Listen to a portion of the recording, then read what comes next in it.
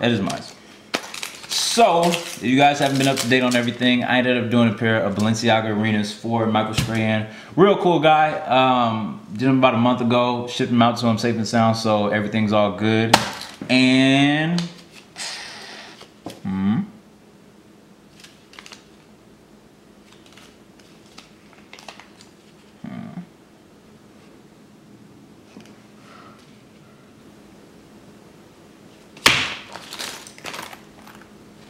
straight to the mate.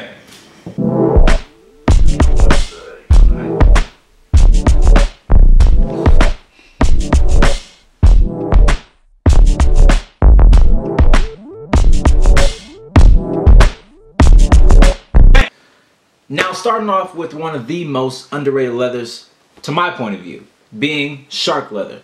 Now, it is somewhat rigid to the touch. I mainly like it due to its, different leather pattern and the way it's actually, it looks. It's more so jagged, and it's definitely one of the most thick leathers that I use in regards to sewing and things of that nature.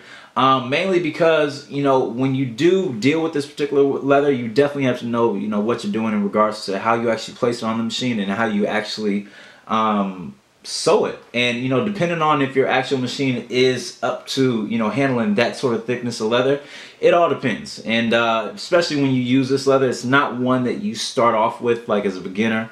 In regards to reconstruction, so you got to kind of grow into using this sort of thick textured leather. But mainly this blue is like dope. Next up, cowhide. This is more so like a remnant. I got another like bigger piece of it somewhere around here, but anyways, I like it mainly because of its distressed look of it, and as you can tell, the stretch marks really add a different set of tone to it, and it's real soft to the touch. It has more so like a buttery feel, much more smoother than the shark in general. This is a particular leather that I use for Michael Strahan's pair. If you didn't see that video, it's coming up soon.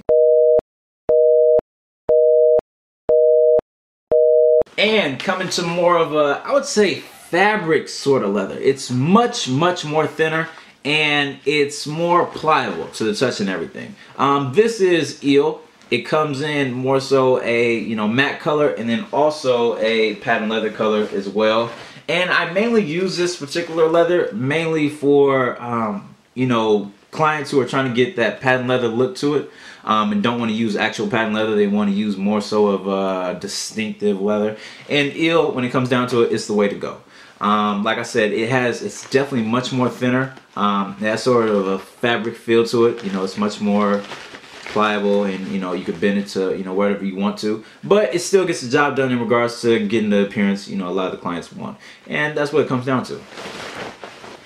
And now coming down to ostrich leather. Now this leather I would consider to be highly sought after. About 50% of the shoes that I have done or am doing consist of using some sort of ostrich leather to it, and that's mainly due to the fact of its distinctive appearance, the bumpy sort of areas, but then also what I usually like to do, and I like to use a lot of the parts that a lot of people throw out and really don't use, and that is the smooth areas. And generally when I use this particular part of the leather, it's really not to give like an exotic feel to it. It's more so to give more so of a quality look, just elegant.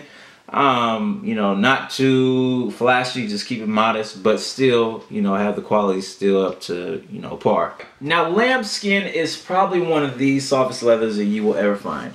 And the reason why I say that so confidently is mainly due to the fact of its, two combinations. It's very thick, yet also its surface is very pliable and just forgiving, It's, what can I say? It has more so of a matte finish to it. You can find it in gloss colors, but I more so tend to go towards matte, mainly because when I use these leathers, it's mainly, or not mainly, it's only for the inner lining of a shoe. So I'm not really going off of creating or having a lambskin leather that's like flashy and this and that. I'm just trying to get something that's provides as a nice backdrop or complement. So usually a lot the colors that I use are just black and white, and as you can see, I used so much white basically this past last year.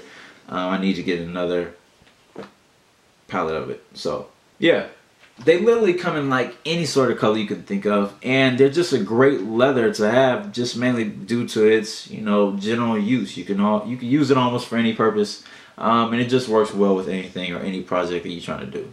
And when it comes down to me, it's these sneakers. You see this right here? All this right here? This is dope. This is the origin of this Python leather. Python leather is definitely one of a kind.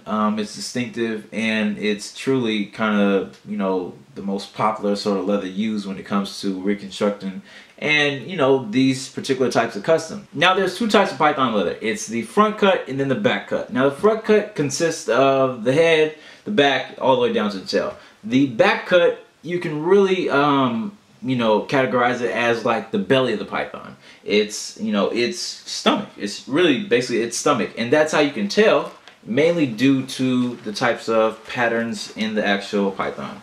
Now, like I said, this right here is a back cut, and how you can tell is these huge scales in the middle. It's big, they're huge. And the front cut is, it has more so of those natural designs and markings that you see kind of like, you know, in every other python. Now, you know, when I use the front cut leather, it's mainly to use or create some sort of like outlandish type of, what's the word I'm looking for? Just pattern, you know? And that's where you can see, you know, the difference and distinctive qualities between the two. The front cuts, you know, when you use these particular types of leathers, the patterns are more out there, they're more distinctive. Now, a lot of these back cut leathers come in just solid colorways, and they work well for people who are just trying to create, you know, an OG colorway of, you know, either a Jordan 1 or, you know, another sort of shoe.